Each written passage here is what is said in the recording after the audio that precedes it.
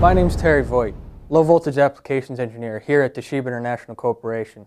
Today, I'm going to be showing you how to set up and program your Toshiba drive. Thanks for watching, and let's get started.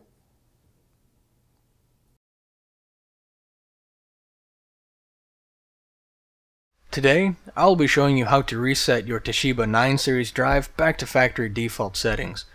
To do this, we need to get into the program screen by pushing our mode button twice until we see program at the top. Then rotate down and select the utilities menu. Once inside utilities, we need to rotate down and select the type reset entry.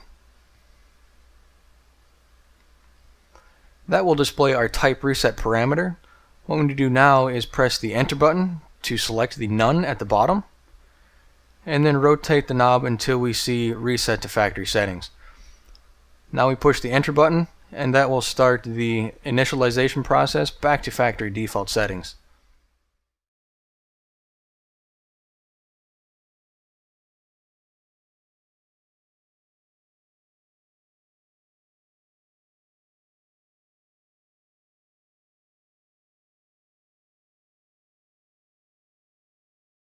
Once the drive has reset itself, it will ask you if you want to run the wizard. You can run it if you want to, or you can click the manually configure and then click the finish button to get yourself back to the main screen. Thanks for watching Toshiba's drive application video. If you need any more help, please contact ASD Tech Support at the information below. Again, this is Terry. Thanks for watching.